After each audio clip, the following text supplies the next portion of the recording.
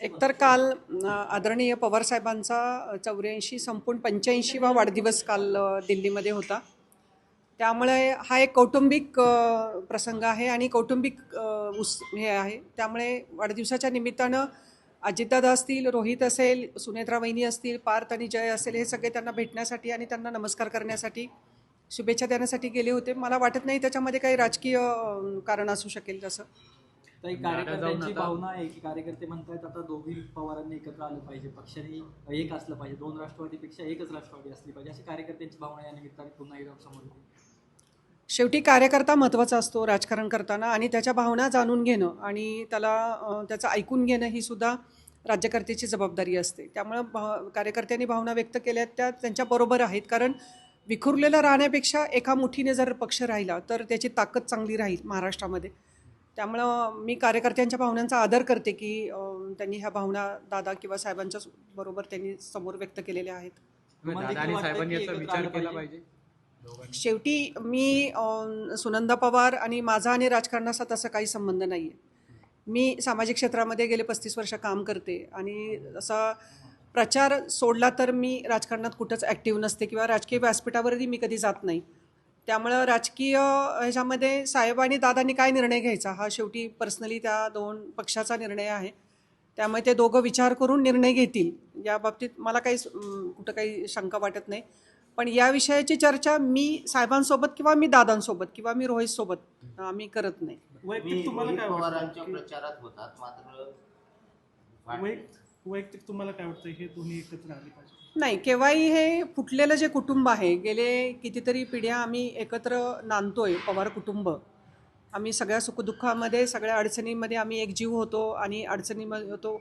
जो जरी प्रत्यक्ष स्वतंत्रपणे इंडस्ट्री असेल, सामाजिक क्षेत्र असेल, आम्ही स्वतंत्रपणे काम करतो. पण शेवटी कुटुंब हे कुटुंब असतं. ती कुटुंबाची ताकद होती ती परत एका ठिकाणी यावी असं सगळ्या महाराष्ट्राला वाटतं, तसं मलाही वाटतं. आज एक बातमी आली की अदानींच्या घरी दोन मोठ्या नेत्यांची भेट झाली, म्हणजे स्वतः पवार साहेब असतील किंवा मग अजित पवार यांच्या पक्षातील मोठे नेते असतील एकत्र येण्यासंदर्भात. आय नो, म्हणजे मला काही आयडिया नाही त्याची. म्हणजे अशा हालचाली झाल्या पाहिजेत, एकत्र आलं पाहिजे, सुरू झालं पाहिजे, असं काही ना काहीतरी कुठून तरी सुरू झालं पाहिजे असं. म्हणजे निकालानंतर एकदम सॉफ्ट भूमिका आहे ती अजित पवारांच्या विरोधामध्ये. आपल्या 60 वर्ष ज्या माणसांनी राजकारणात काढलेली आहेत, ज्याला तुम्ही चाणक्य म्हणता राजकारणातले, शेवटी त्यांच्या मनामध्ये काय चाललंय हे त्यांच्या पत्नीलाही कळत नाही. त्यामुळे आम्हाला काय कळणार, हा सगळ्यात मोठं गूढ आहे पवारसाहेब म्हणजे. त्यामुळे निर्णय जो घेतील ते साहेबच घेतील आणि दादा घेतील. त्यामुळे तिथं माझं काही हे नाही मत. रोहितदादांनी काम आता खरं तर पहिलं प्रतोद वगैरे सगळे नवीन पक्षात नवीन मुलांना संधी दिली. रोहित आर पाटील असतील किंवा मग जानकर असतील, त्यांना संधी दिलेली आहे. कशा प्रकारे बघता सगळं याच्यात? नाही, खूप चांगला निर्णय घेतला. रोहितनी पुढं होऊन हे निर्णय घ्यायला लावले आणि रोहित पाटलांना त्यांनी एक चांगलं हे केले. नवीन मुलगा आहे, अगदी 24-25 वर्षाचं उमदं नेतृत्व आहे. त्यामुळं त्यांना संधी मिळावी म्हणून रोहितनी ही नावं सुचवली साहेबांना आणि त्यांना जानकर साहेब असतील त्यांना पण ती संधी मिळालेली आहे. तर वेगवेगळ्या कम्युनिटीला पण तिथं संधी मिळाली काम करायची. त्यामुळे निर्णय घेताना सगळ्यांना बरोबर घेऊन जाण्याचा निर्णय जसे साहेब घेतात तसंच त्याच ह्याच्यात दादा रोहितनी पण ते नावं सुचवली आणि त्याला संधी पण मिळाली तिथे काम करण्याची. पण त्यांना पण संधी हवी होती अशा पद्धतीची एक चर्चा होती. नाही, तो निर्णय साहेबच घेतील. साहेबांनी ठरवायला पाहिजे की आता काय निर्णय घ्यायचं, संघटनेचं काम जे असेल ते कोणाला सांगायचं, काय करायचं ते.